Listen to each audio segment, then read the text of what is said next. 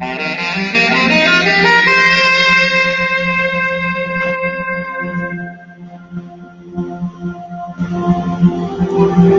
to Shareholders of a Better World, brought to you by TBLI Group. At TBLI Group, we have an established reputation as an organization dedicated to building the ecosystem of global sustainability and impact investing. We're doing this through educating, advising, and facilitating transactions in global sustainability and impact business, as well as capital solutions for private companies, family offices, and fund groups. For nearly 25 years, TBLI Group has created a vertically integrated ecosystem of education to action through TBLI conferences and TBLI consulting. More about our company can be found at tbligroup.com. This webinar is brought to you by TBLI Foundation, which hosts educational learning experiences dedicated to a better planet. Through the foundation, we build sustainable communities by sharing the people and the experiences making a difference to so many of our lives around the world. Our weekly podcasts bring impact thought leaders that are doing and not only chatting. Now let me introduce my guest today. Good afternoon from our studio in Amsterdam. For those of you who've never, I think we just lost, I shall be back in a second. For those of you who've never joined one of our webinars, if you want to post a comment or a question, just type in the lower right-hand corner and I'll take them at the end. If you need to send a private message to someone, just move your mouse over their name and it will pop up.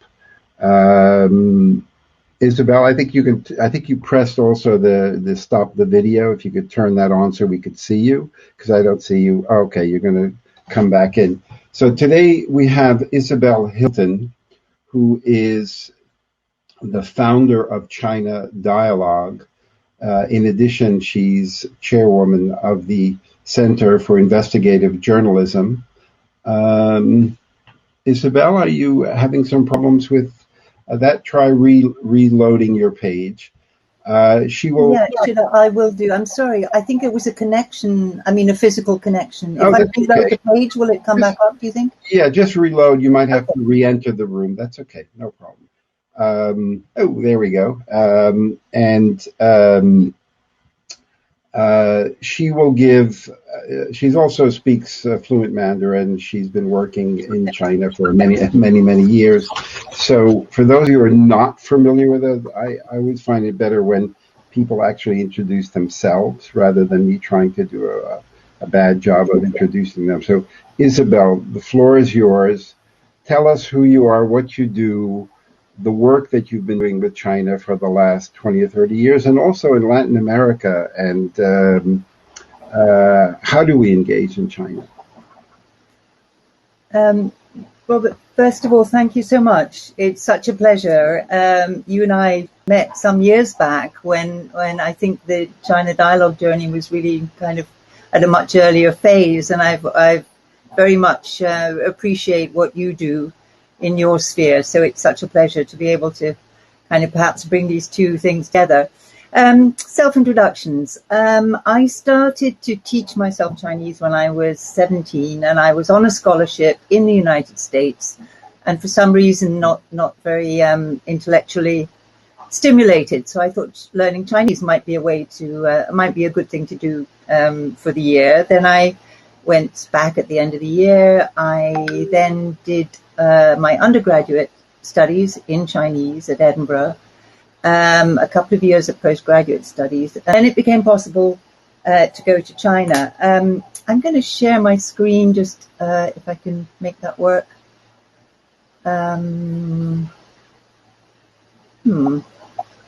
Just press the second dot next to the red door, and that will. Yeah, I'm just. Can't share screen. Oh God, that's a shame. Let me see. Sorry, there's always an issue, isn't there, with technology? Yeah, I like. Can't share screen. Send me the document. I'll put it up here. just send it to me and I'll put it on here. There's something in the system settings, which... If you email me the document, I'll fill it up. Okay. Fine. So anyway, let me just continue. So it then became possible to go to China to study. So I spent 2 years in China at university in Beijing for the first year, and then Fudan. This was still the Cultural Revolution.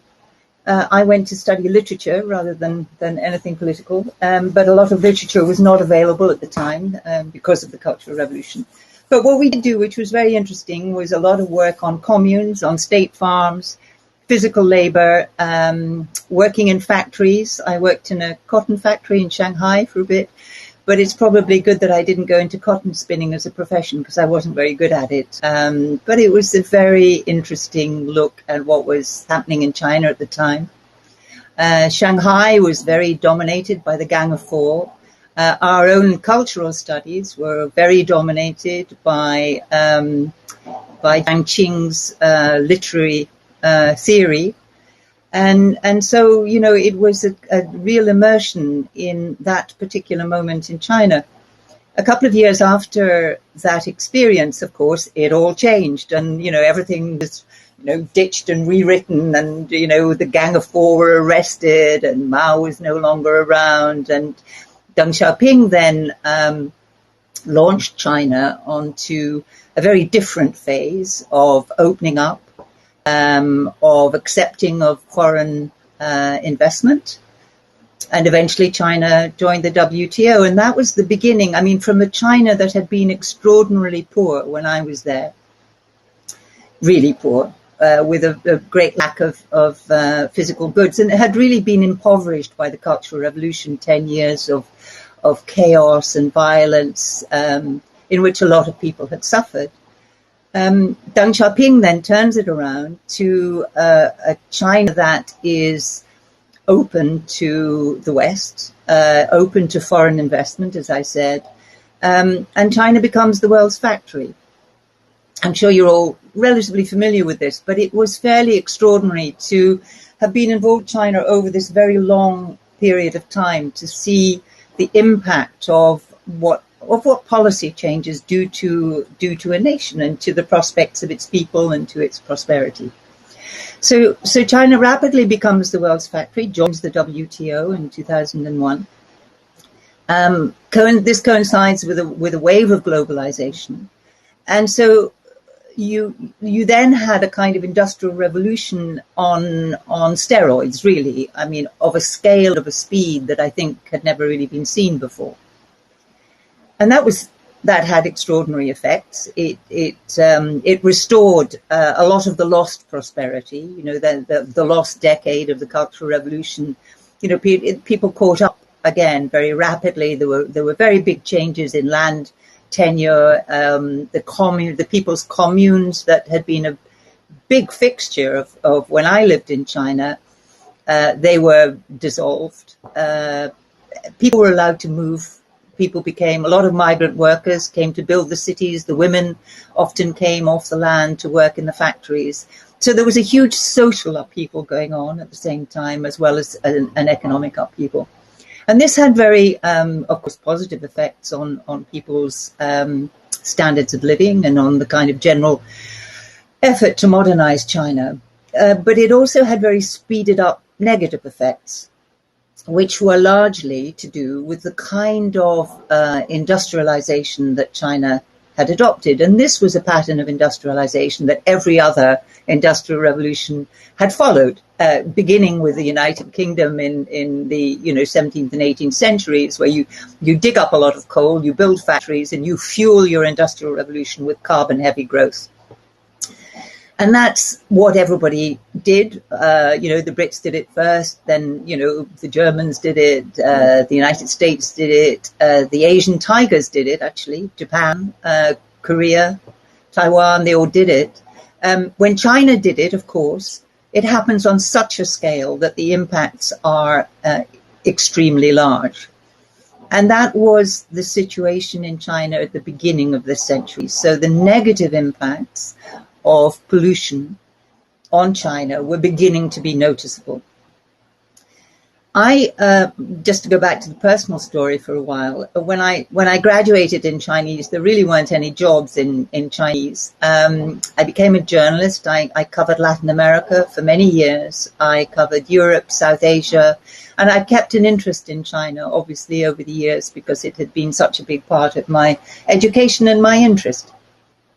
So come 2006, things had changed again, really quite radically. So in China, you had this combination of growing prosperity and growing pollution and environmental crisis.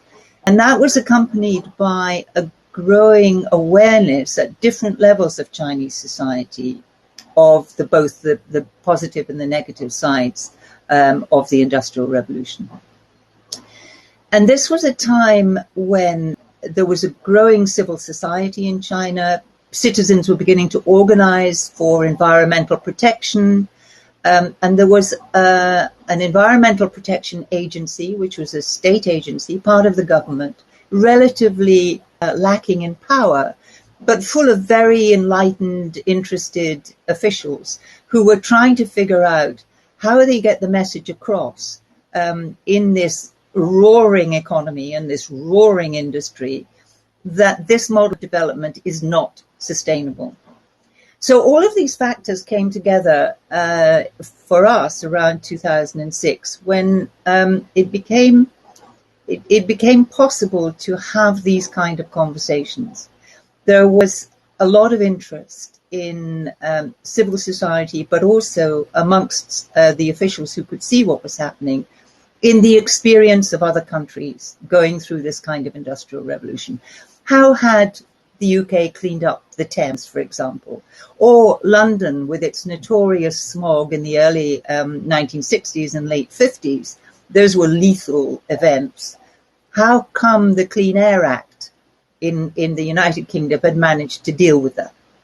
London's air is not perfect, but it is no longer that kind of level of smog. That kind of level of smog was beginning to emerge in China. It was beginning to emerge in the cities, and people were beginning to react. So that if you look at the kind of pattern of concern around the environment around this period, part of it was that the newly urbanized middle classes were beginning to protest about air quality, about contamination of all kinds, about food contamination, all the things that happen when you get a relatively unregulated, rapid industrialization. So this came together in the idea that we might set up a platform which could have an exchange of information. The other thing that was going on at the time, I should mention climate change. Of course, the fact that China's industrial revolution was largely fueled by coal had sent China's emissions, its CO2 emissions, through the roof. So from being relatively insignificant in the early days, by 2005, China was the world's biggest carbon emitter. And that graph just kept on rising. So China, from being a non-Annex 1 signatory of the Kyoto Protocol, which meant that it expected to take what were called nationally appropriate mitigation actions, but did not have the legal obligations that the historic emitters had. China had become the world's biggest emitter, and so it was becoming a problem both for China, but also for where China fitted in the global climate conversation. And I can come back to that. So the idea of China Dialogue was that we have this big common problem, which is climate change. We have a big common problem in industrial models and sustainability, and that, you know, one country's environmental problem is a common problem too. And that there was a useful thing to do in an exchange of information between China and the non-Chinese speaking world, or largely the Anglophone world, in order that each side could better understand each other's position, because a mutual understanding and a proper knowledge of each other is the essential bedrock of any cooperation. And we needed to cooperate for this. So I managed to raise some money. Some of it came from the UK Sustainable Development Dialogue. The rest came from foundations, and that's pretty much been the pattern ever since. And we set up China Dialogue. So we set it up as was the world's first completely bilingual Chinese-English website, publishing out of China material that if you didn't read or speak Chinese, you couldn't access. So that might be policymakers talking about China's position on whatever.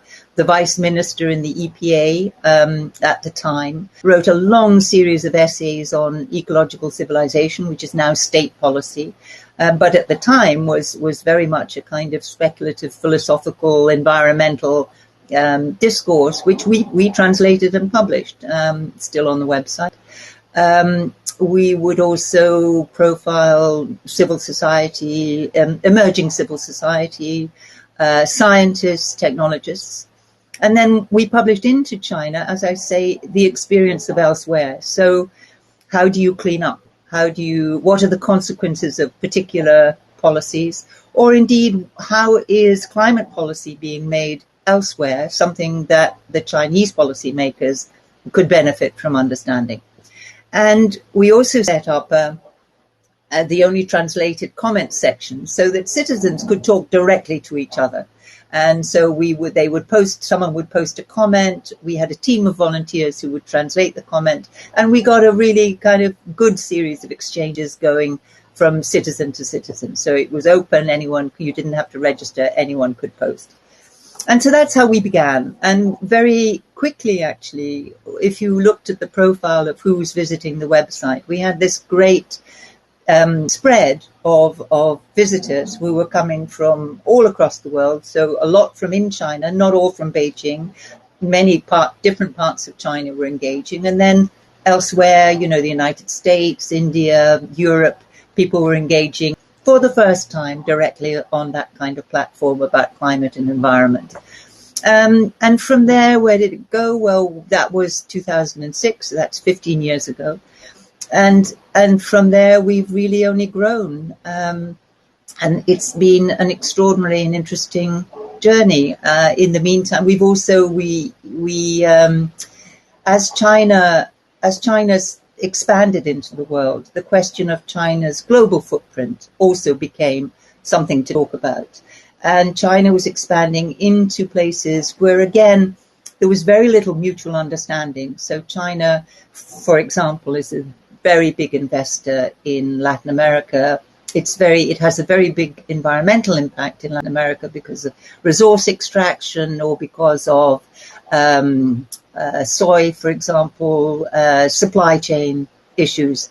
It's just very influential because of its size. So we set up a website which publishes in Spanish, Portuguese, and English, and again, with the aim of kind of building understanding of what are the drivers of Chinese policy, what are the impacts of China's policy, how do host countries best manage the arrival of a new and important investor, and so on.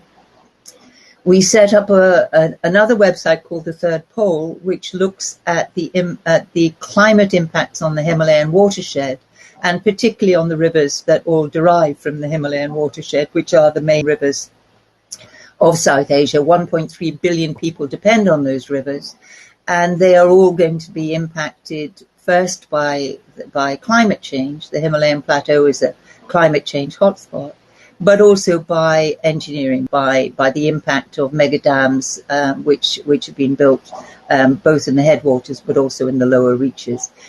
And there was nowhere where these impacts could be discussed at an ecosystem level. So a river, what the health of a river, you start measuring that from source to sink. It's not just the section that flows through your country that determines the health of the river. And there was nowhere, because particularly in South Asia, there were an awful lot of deeply entrenched water problems, and everybody blamed the upper riparian for their water problems and often their own water mismanagement.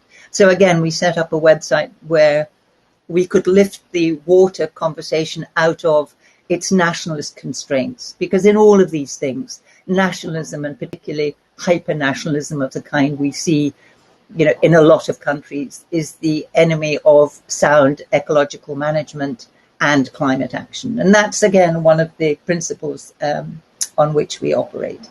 I'm sorry I can't show you the slides, because the other thing that I did want to discuss, and we're often asked, and this, again, goes back to the very beginning of China Dialogue, we're often asked, so what is China really doing about climate change? And one of the motivating factors in setting up China Dialogue was that at the time, in 2006, there was a climate conversation going on, but it was a dialogue of the death as far as China is concerned.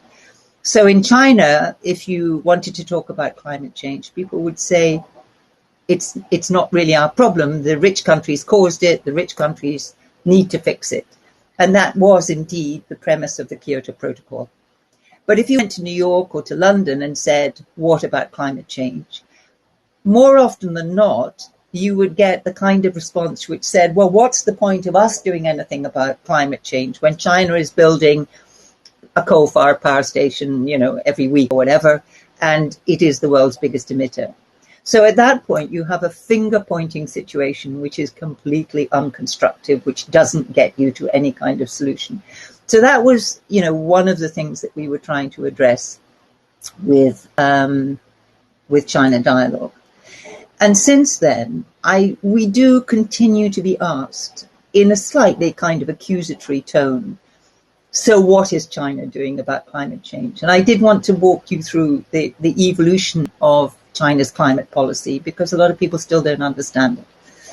So back in 2005, China became the world's biggest emitter. And as I said, it was at the time a non-Annex 1 signatory of the Kyoto Protocol. In the run-up to Copenhagen, where what mattered in Copenhagen, COP15 in Copenhagen, was to negotiate the second phase of the implementation of the Kyoto Protocol. But by then, we had this problem of the binary nature of the Kyoto Protocol, the division of countries into Annex 1 countries with a legal obligation to act, and non-Annex 1 countries like China, which were emerging economies, which did have a legal obligation to act. And particularly in the United States, this was becoming a serious political problem. And I guess we see in that the beginning of the kind of China anxiety that you see in the United States in much larger form now. So the tendency to blame China, the tendency to use China as an excuse for non-action, and so on. And that all blew up in Copenhagen, which those of you who follow climate will remember, no doubt, as I do, as a pretty traumatic couple of weeks in which the whole global negotiation on climate change came to a terrible, sticky end.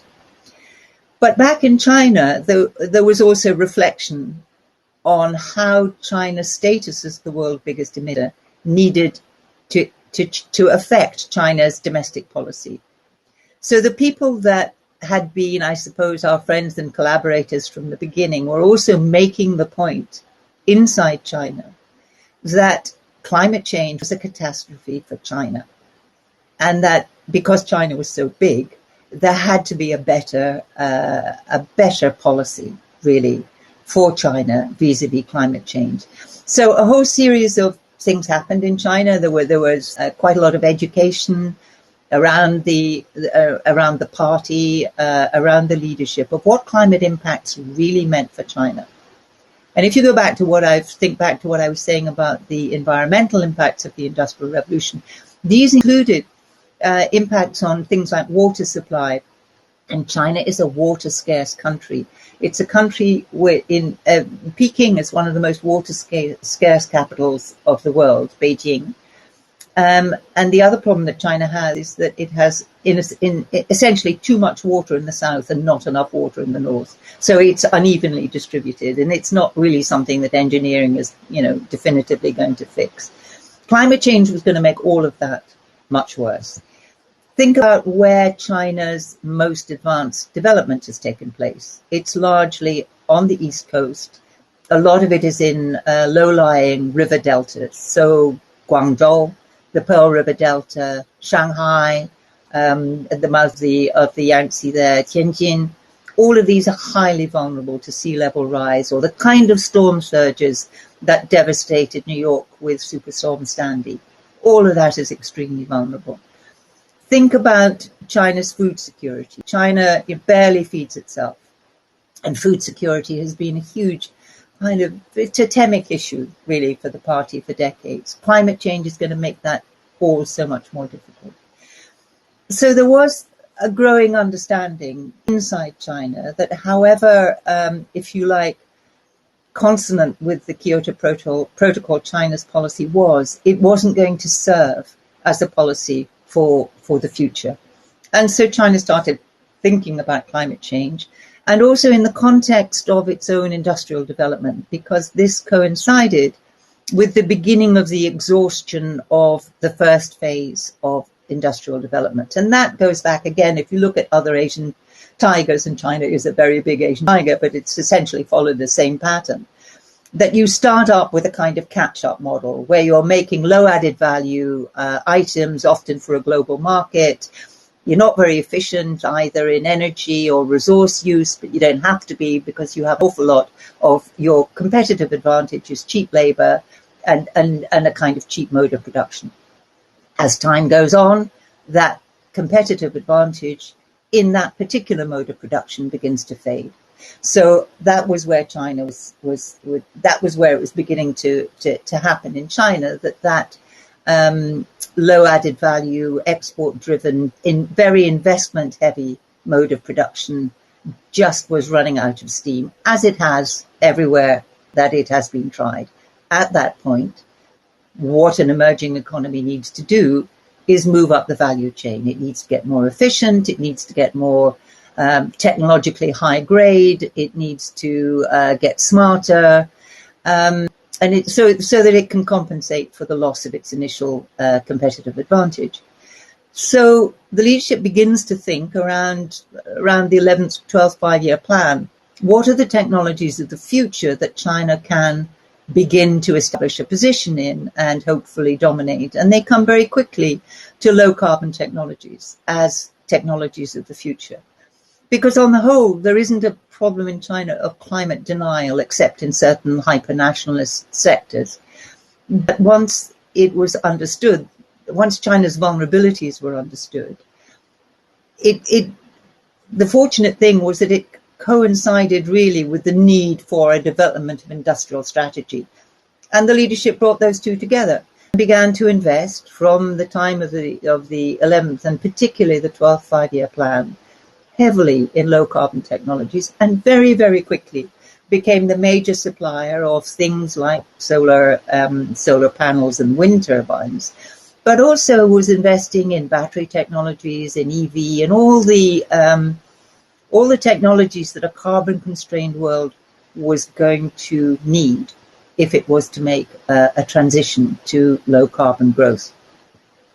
And so at the same time that China was being identified as the big bad boy, if you like, of climate change because of the scale of its emissions, it was also becoming the most important provider of low carbon technologies to the world. And because China has this extraordinary capacity to manufacture at scale, it lowered the cost of those technologies for everybody else. And that's really important because in other emerging economies, if you're looking at the energy needs that an economy is going to have to address in order to industrialize, conventionally, those have always been historically carbon heavy, largely because of cost.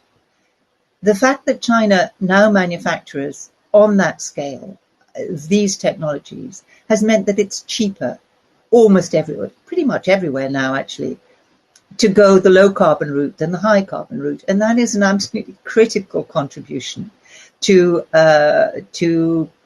combating climate change. Now, it's not always happening. And indeed, even where China invests, it's still investing outside China in high emitting technologies and building coal-fired power stations. But I think that is going to change. I think we see signs of that changing. And certainly China has provided the capacity for other countries to choose a different route. And that is absolutely essential. So that's what, and also just to go back to what is China doing about climate change. Last September, Xi Jinping announced at the UN General Assembly that China was setting an absolute target for carbon neutrality of 2060 and would peak emissions by 2030. That last target is slightly less impressive because it's what was on the table in Paris. Just to complete that story, by the way, after Copenhagen, as you know, there was several years of rethinking until we get to the Paris COP. And the Paris COP produced the Paris Agreement, which is what climate efforts are running on now. A key contributing factor to the success of that agreement was an agreement some 2 years earlier between Xi Jinping and Barack Obama that they would collaborate they would cooperate in a joint effort to deliver an agreement in Paris. So that instead of having an antagonism between the United States and China, which had contributed hugely to the failure of Copenhagen, we had the positive dynamic of a US-China deal between two leaders, which was supporting actually fantastic efforts by the French diplomatic service to make sure that Paris happened, and Paris did happen. I don't need to go into Trump and all of that because fortunately for the time being at least that has receded. But that was a critical moment of cooperation, and it really comes back to my core plea, I suppose, in this event, that things have got quite difficult again. We are in a moment of extremely dangerous geopolitical tensions. And almost everywhere there are voices that say we can't collaborate. So, you know, I have a lot of friends in the China business, if you like, who come under attack from US hypernationalists or forces in this country who say, you know, why are you advocating talking to China? China is, you know, behaving as China is behaving, et cetera, et cetera. And at the same time in China, we see attacks on foreigners. I mean, again, hypernationalism, which is blaming foreigners for all of China's troubles, real or imagined. And this is frankly dangerous. If we can't find a way of talking to people with whom we have disagreements, you know, cooperating with people with whom we agree on everything, that's a no-brainer. Finding ways to talk to and cooperate with people with whom we may disagree on several things, that's a challenge. But it's an essential challenge in things like climate change. We can't, if we don't have China on board in climate change, we don't find a solution. It's still by far the world's biggest emitter. And there are people in China who think that this is a Western plot against China, that urging climate action is in itself a hostile China act. So, you know, these are difficult times, but the costs of non-collaboration are really serious for China and for everybody else. So that is what we have been trying to do, what China Dialogue has been trying to do for 15 years. I'm no longer the CEO there, but there's a fantastic team who are still doing this. And I think it's essential that we all recognize the difficulties and the dangers of the current geopolitical moment and hold fast to the idea that very little is gained by war ever, or conflict ever. I covered small wars in faraway places for a lot of my career, and it left me with an abiding sense that war is very, very rarely worth it, whatever you think at the beginning. So it is very much conflict and hostility are very much a last, final and hopefully avoidable resort. I've probably talked enough, have I? And I'm very happy to revisit any of the points which I have been unclear about and enter conversation and discussion. Thank Wonderful. It was a fantastic, compact masterclass. I had a couple of questions before I open it up to the audience. I never understood why. I got some feedback of why are you inviting her? She's just China bashing and this. And I've watched you a lot of times, and you are the most correct, civilized person who actually speaks Mandarin and is not Chinese. So, what is it? This fear of you? You said also that you were being attacked by the Chinese ultranationalists. For what? You haven't really said anything anti-Chinese. Yeah, I know, but I don't think this is ever about facts. I mean, oddly enough, right at the beginning, I was blacklisted in my own country by MI5, which is our domestic security service. Yes. I'd applied for a job at the BBC. I didn't discover for 10 years that I'd been blacklisted. And why was I blacklisted? I was blacklisted because I was secretary of a thing called the Scotland-China Association, which was a kind of friendship association with China. And I was the chairman of it was the head of the Chinese department at Edinburgh University, where I studied. And the secretary left, and he asked if I would mind just, taking it on. So I said, fine. I took it on for 6 months, and that got me blacklisted. Okay. And in the 6 months of my being secretary of this dangerous pro-Chinese organization, we organized a small conference on population. That's it. We were and are a threat to nobody. And it's the same today. But today I think we're just in a moment where there are people who don't want to talk. I think that one of the difficulties, and we've seen this, for example, if you think of McCarthyism, that was a moment in US politics where a powerful individual gained personal advantage from attacking other people. And when you have a situation like that, and we have it, in lots of places, particularly amplified by social media, that if there is advantage to be gained by attacking other people, somebody will try and do it. And it's depressing. It's a depressing fact about humanity, I'm afraid. And some of it is fueled by climate denial. I mean, so in China, for example, the World Wildlife WWF was attacked for one line in a video which was about deforestation. And the line in the video referred to the size of the Chinese market for soy, I think it was.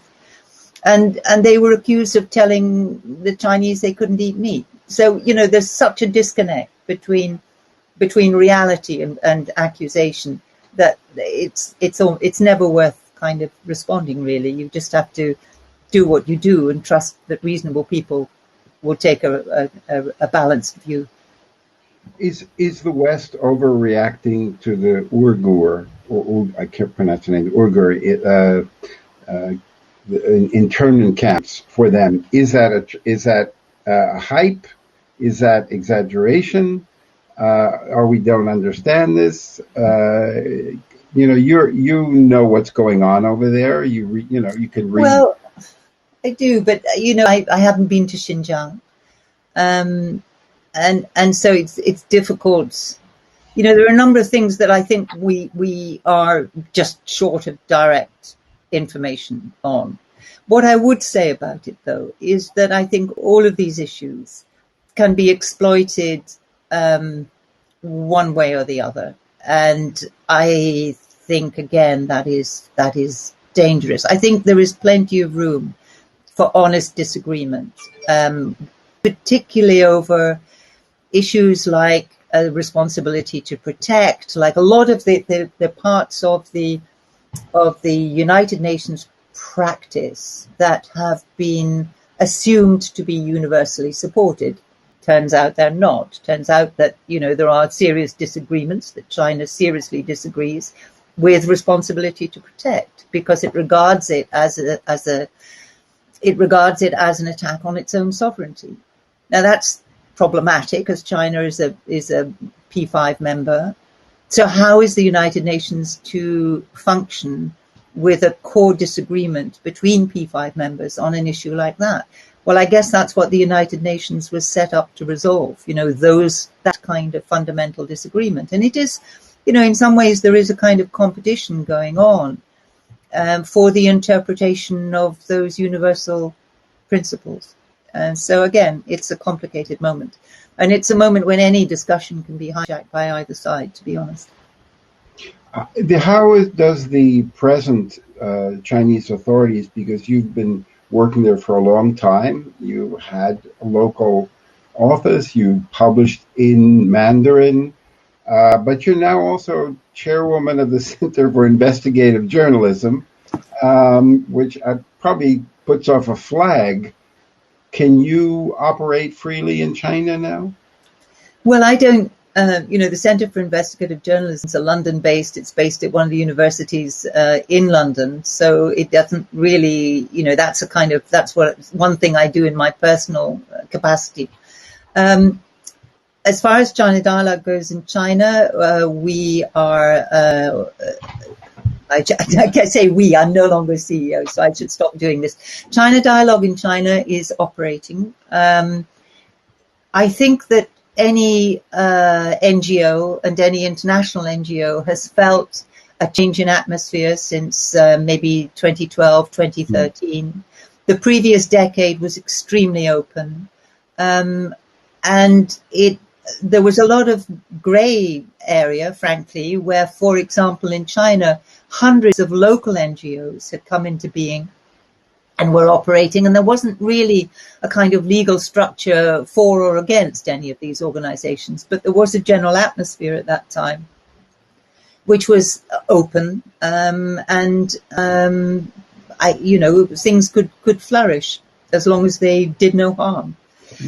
That really is no longer the case. It's much more regulated. There are a lot of laws and regulations to follow, which China Dialogue follows scrupulously.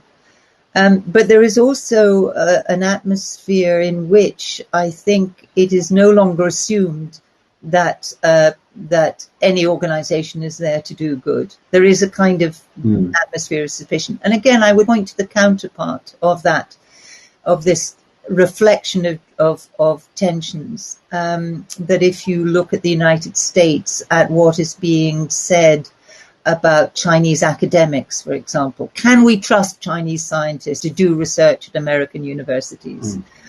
Can we trust people who have institutional connections with China? Shouldn't we be, marginalizing them in some way? And some people have been prosecuted for failing to reveal connections with Chinese entities.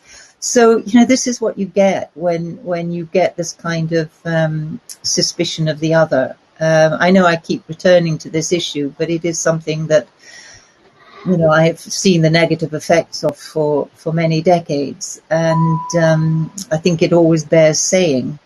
And it's difficult at a time when almost anything you say can be, maliciously reinterpreted and used against you. People tend to shut up. And that was ever true, but it's more true now because of social media. Okay. So it's tough. Yeah. I'm going to start taking some of the questions. Roland wanted to know, pension funds avoid China because of ESG. Yeah. Is that sensible? Could funds better help China with impact investment? If so, how do we deliver that message? Well, I think that's really an excellent question. And I think that what one would hope would happen, and there is much more of an ESG conversation in China.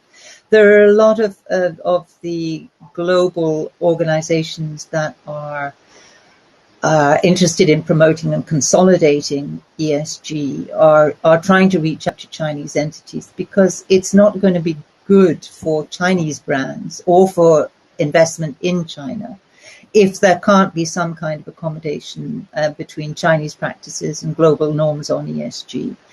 And this is quite an active conversation, and it's a conversation that fits in also with things like greening finance, because one of the big criticisms of the Belt and Road, for example, if you look at the investment along the Belt and Road, as I think I had mentioned, it has tended to be, a lot of it is in energy and almost all of it in high carbon energy, but that is beginning to shift. And there is a very active group in China that is trying to green Belt and Road finance and has got a kind of traffic light system, so you can flag up which investments are green and which are not green. And these are all at the moment non-mandatory initiatives. But I think that a growing understanding that these norms are kind of mutually beneficial. And remember, China did sign up to the Sustainable Development Goals. So China's actions, as can any other country, they can be measured against the promises made in the Sustainable Development Goals. And ESG is part of that framework, I think. And I think that rather than, I think caution in investment because no Western brand wants to be caught out or to be implicated in bad practices in China. But that needs to be used as an argument for greater transparency in China, I think, because I think it would be greatly to China's advantage to develop the mechanisms of carbon reporting, of all the ESG reporting that is now expected for Western brands. I think would do wonders for China's image, but also China's practice. Jacob wanted to know, in your view, what is the most important narrative within China that still needs to shift? Most important narrative that needs to shift. Yeah. I guess anything around coal. I mean, we still hear narratives around coal that are, frankly, 20 years out of date. And one of the disappointments in the 14th five-year plan, which was announced in February, was that I think there were a lot of people who were hoping that this would be the definitive moment when China, really said coal doesn't have a future. And that message was not really loud and clear in the 14th five-year plan, unfortunately. So I think that narrative, there's still an idea that coal is both essential and cheap. And that's, coal is very dangerous and certainly not cheap. So that would be the narrative that I would change if I could. Beata wanted to know, if you had all the money in the world to solve one issue, what would that be? Oh gosh, what would it be? It would be climate change. It would be the energy. If I had all the money in the world and could snap my fingers, the world would be run tomorrow on renewable energy. And what is your impression, or what are your thoughts about the Road and Belt strategy or initiative? It's very.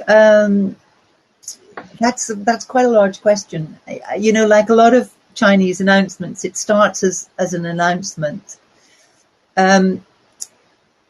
which is, in many ways. Look, if you think back to Japan in about 1996, and think what were Japan's problems? It had an aging population. It was kind of just emerging from the middle income trap, but it had saturated its domestic market in infrastructure, for example. And so it was thinking about where the next wave of growth was going to come. And the Japanese government came up with a plan to build infrastructure across the Asian landmass, and maybe to set up a finance mechanism for this. And this would give employment to its surplus capacity in infrastructure in steel and cement. And it would also create a positive diplomatic dynamic for Japan in the region. And that, if you just change the label, sounds remarkably like the Belt and Road Initiative, does it not? So it starts in 2013 with the announcement. There is a logic driving this. There is surplus capacity, an aging population, a slowing economy, looking for new markets, and a need to build out kind of diplomatically as well as materially. And then what tends to happen in China is when a new policy appears, everybody with a project hastily relabels their project with the so everything becomes a Belt and Road project. It might have been something that you planned to build, that permissions had been given, that you'd even started building, but you would then hastily relabel it as a Belt and Road project because that is going to resonate well with the central leadership. So all kinds of things then suddenly become Belt and Road project. And I think when people look at it from the outside and maybe are not familiar with China, they think there's some giant mastermind to this. Actually, in China, what you've got often is just, all kinds of things happening all over the place, which may not be coordinated, which may not indeed be related, and are certainly not, planned as such. So a lot of things happen. That is in some ways good because it puts a lot of energy into the project, but in some ways it's bad because you get something turns out badly and the whole project gets discredited. And there have been some terrible mistakes. Hambantota, the port, is constantly quoted, and that's that's not a great example of sustainable development. But I think that the Belt and Road project is now a much more that first exuberance has kind of calmed down a bit, but also, as with all of us, we're all in a global pandemic right now, so that a lot of the partner countries that had taken on debt have now got real economic difficulties, and China's going to have to renegotiate a lot of debt, and that's again a rather relatively unfamiliar situation for China. So they're going to have to learn how to do that. And China's pockets are not as deep as they were either. So I think that what we'll see is a reassessment. And again, this is a bit of a Chinese process, that you often get a policy that starts and then there's a period of reassessment and it takes off in a slightly different direction. So I think that it has, there has been a lot of investment. A lot of it isn't going to pay off. And there will be a period of consolidation at this point. Emilienne had a question. Thank you for an interesting presentation. How do you see the recent U.S. ban on solar panels from materials from Chinese companies? Does it make sense? Should European countries follow the example? Look, I think that there are a whole series of issues inside the U.S.-China trade discussion, which are some of which are really very unhelpful. And I think a lot of it actually is a hangover. If you look at what Biden has done, he has kept an awful lot of that in place. And that is partly because Biden, as we know, is also in a precarious domestic political situation. The Congress is 50-50. Anything big that he wants to do has to get through Congress. So his room for political maneuver is really very narrow. And things like there was another one the other day, the discussion on fishing subsidies within the WTO. This is a discussion that's been going on for more than 20 years. Fish stocks are exhausted. China's a huge fishing power. We're in a very difficult situation as far as ocean health goes. And there is a general agreement that fishing subsidies at this point are really unhelpful. But the Americans the other day tried to hang on to the question of the discussion over fishing subsidies. And this happens a lot in trade negotiations, that people hang different items onto. They tried to hang something on which was banning products which were associated with slave or forced labor onto the fishing subsidies issue, which means that, the whole other set of discussions and problematic conversations will now have to happen. It was unnecessary because the United States already has legislation that prohibits the import of goods which are associated with forced or slave labor. So it was a piece of grandstanding which just doesn't help anybody. And I think that, if you look at the larger issue of climate change, to ban products from the world's biggest manufacturer of solar panels is not particularly helpful.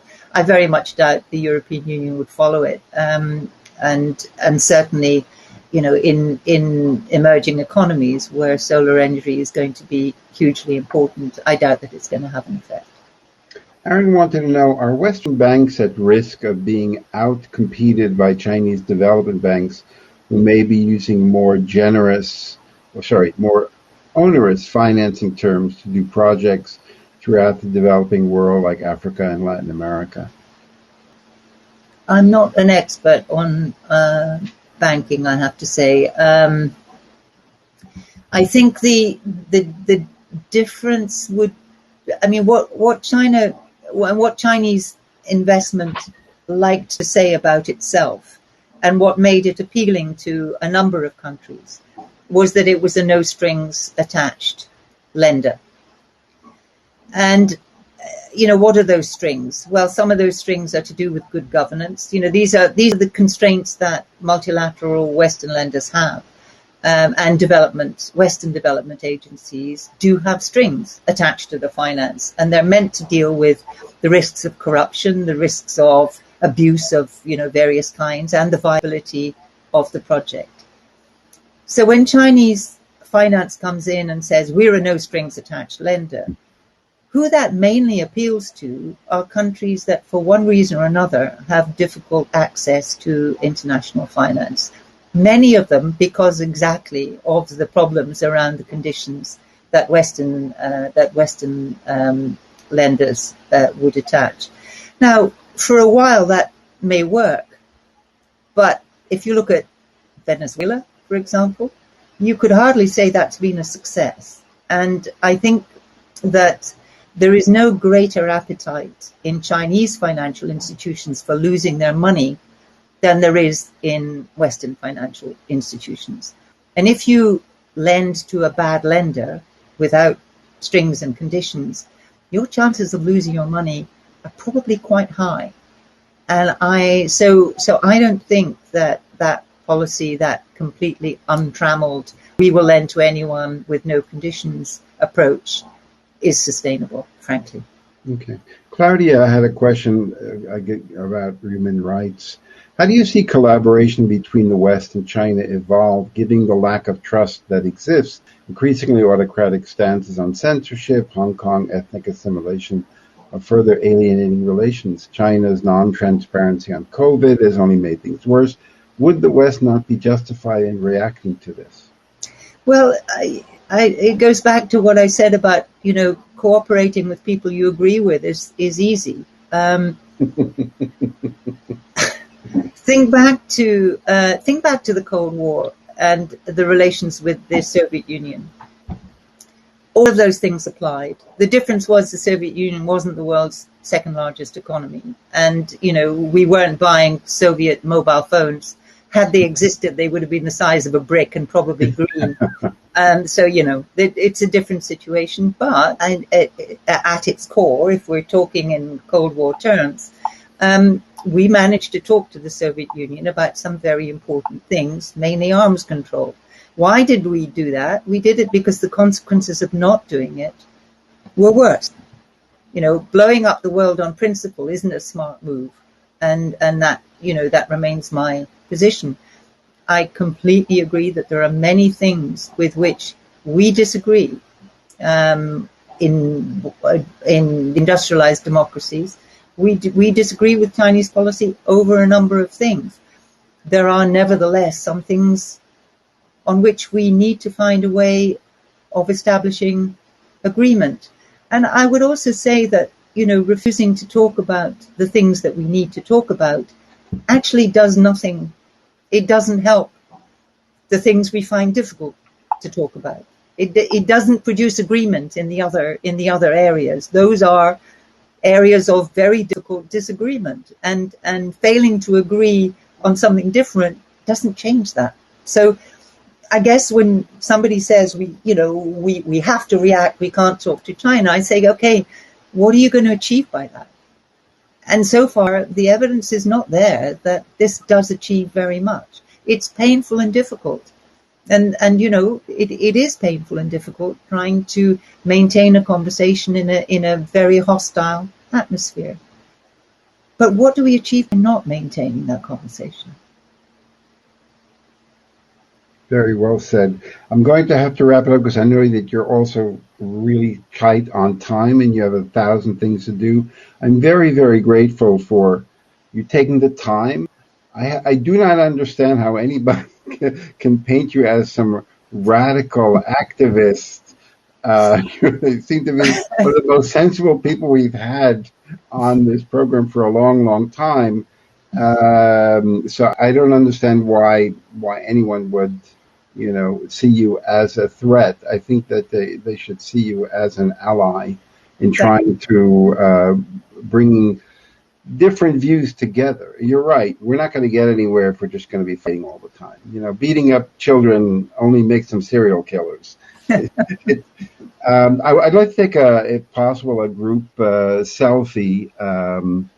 So to thank everyone, just, you know, wave to the camera and then it'll go around to each of you, and then it'll ask you to take a photo, and then I'll send you a photo. If you want, Isabella, if you want me to share any information about funding or donations or research or the document that you wanted to put on the share screen, just send it to me. When I send the replay, the link for the replay to those who attended live or those who want to watch later, I'll do that. That's great, Robert. Thank you. And I apologize to everyone for failing to overcome the technical glitch. No problem. You were absolutely brilliant. I want to thank our entire team. We had a big team working on this program. I want to thank Sam, our producer, crypto genius and ramen critic, Ricky, my absolute better half with no filter, Donald Trump, our gender diversity lead and dog whisperer, Vladimir Putin, our head of conflict resolution, Jeff Bezos, our human resources and full text compliance leader, Mark Rutte, our memory expert, and Elon Musk, our humility coach. So thank you all very, very much for joining us. Thank you, Isabella. You're a star.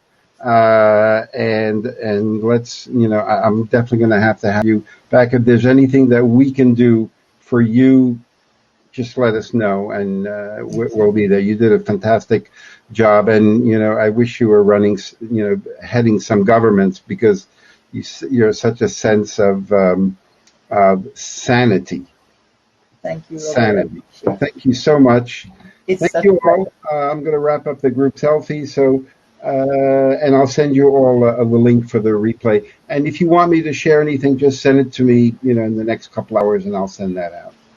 Thank you so much. Stay well. Bye. Bye, everyone. Bye-bye.